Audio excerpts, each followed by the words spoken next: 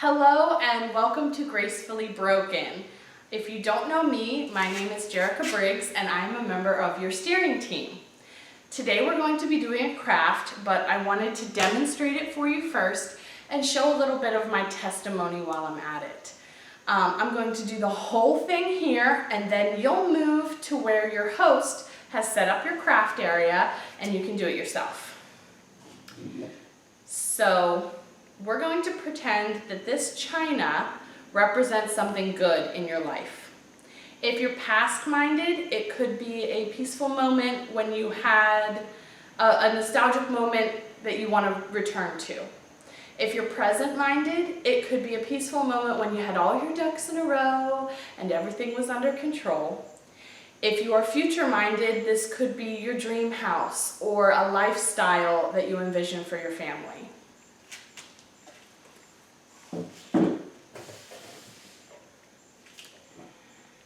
And this is life. This is reality. The truth is that the world is imperfect and things don't always work out the way we want them to. It could be relationship struggles, infertility, illness, general chaos that just makes you feel like you're playing catch up. Your body isn't the same as it used to be. Peaceful moments are few and far between. And that dream that you envisioned just never got off the ground. Life happened.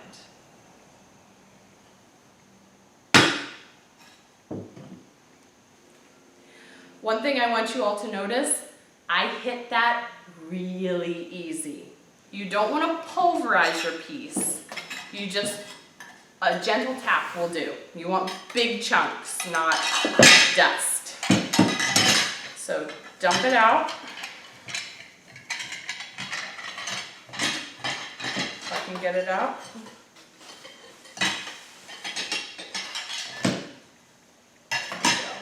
And make sure you get all the pieces out. You don't want to leave any in there.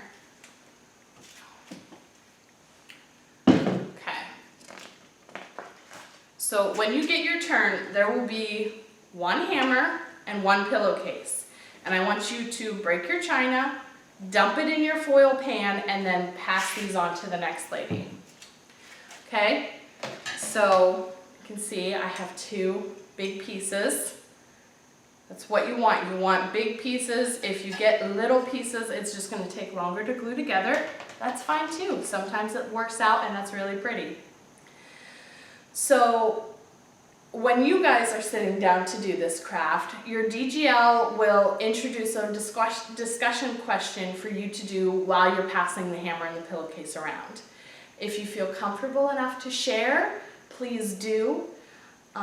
If at any point you feel that something is weighing heavily on your heart and you didn't get a chance to share or you don't necessarily want to share with the whole group, please reach out to your DGL or your mentor mom. Maybe you can get coffee and just chat one-on-one. But our next step is a bit of prep work. So I only have two pieces, so my dry fitting is really easy. I know that they're going to fit together. There's actually another crack here. I may just see if I can get there. See, now I have three pieces. I saw that crack there. But you may see like, okay, I want to put this piece on first because if I put these two together, then that third piece is going to be really hard to get in there nice and flush. So I recommend doing the small pieces first and making sure they fit and then going to the bigger pieces later. Okay? This is also when you need your sandpaper. So on these cracks, it may be pretty cool to take your sandpaper and just kind of sand this front side a bit because that's going to show more of the gold later. Hint, hint. So that's a little bit of prep work. I'm going to sand some of these edges down so that we can see a little more of the crack. And while I'm working, I wanted to share a little bit of my testimony. So I am a major dreamer. I'm definitely future-minded. And the summer before Sean and I got married, I had a job with a lot of downtime. So you can probably guess what I did. I had this little notebook, and I filled that little notebook with all of our plans for the future. I had like sketches of our house and what our gardens would look like. And then I also had plans for a family. Sean and I wanted a big family, and we wanted to get started as soon as possible. So I had all these scenarios in my little notebook. If I got pregnant in that month, then the baby would be born in this month. And then when the baby number 1 was this old, we'd start trying again. And I had it all planned out. Even down to how old I would be when our youngest graduated high school. I was planning that far into the future. Has anyone else ever heard the saying, if you want to hear God laugh, tell him your plans? Needless to say, nothing happened the way I envisioned. We got married, everything was great, I finished college, and we started trying for our family. And nothing happened. And then my periods stopped, and every test was negative. Sean and I did not react well. We were frustrated and confused. We felt alone. Nobody knew that we were having issues. Family said some really hurtful things because they just didn't know. And our marriage was in trouble. The honeymoon phase ended early. We didn't realize it at the time. After the fact, we realized that we were taking out our frustrations on each other, and it was stressful. We were broken, and there was nothing we could do to put the pieces back together. Getting heavy today. Okay, so I think I've sanded enough. Got rid of most of the sharp edges. I don't really want to sand a ton of the pieces off because you want them to fit together. So now it's time for the super glue. So you will each get your own super glue because this is the most time-consuming part. You don't want to be too heavy-handed with the glue. You don't want a ton of it oozing out, just enough to wet the edges. Hold each piece for about 30 seconds and then set it aside and work on another piece. So, what does the Bible say about hard times? I'm going to read you a few verses and then magically skip forward in time to where my pieces all glued together. So, Romans 5, verse 3 through 5 says, "Not only so, but we also glory in our sufferings, because we know that suffering produces perseverance, perseverance, character, and character, hope.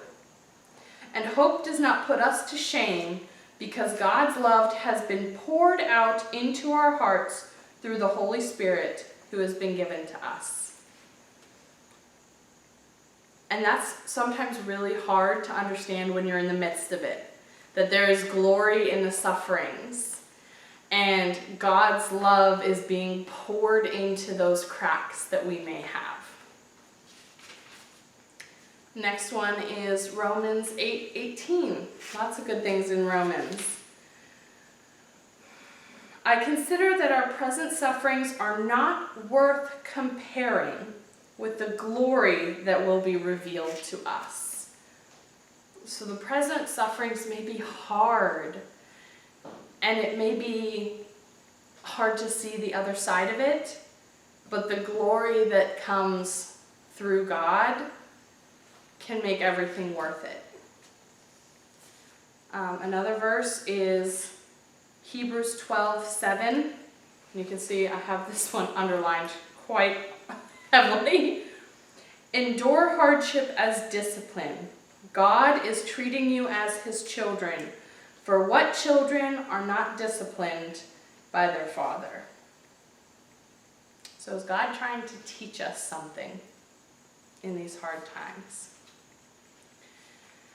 And then I have 1 Peter 4:12 and 13. Dear friends, do not be surprised at the fiery ordeal that has come on you to test you, as though something strange were happening to you. But rejoice, inasmuch as you participate in the sufferings of Christ, so that you may be overjoyed when his glory is revealed. So everything that we're going through, every hardship, every struggle, Jesus endured just as much as we did, and more. And we are participating in that. And our theme verse for today: carry each other's burdens, and in this way you fulfill the law of Christ. So back to my testimony. Sean and I were trying to do this alone. And that was one of the reasons why it was so hard, was because we were trying to carry the burden all by ourselves. We didn't even lean on each other. So I'm going to magically jump forward in time, and when we come back, I'll have my piece all glued together.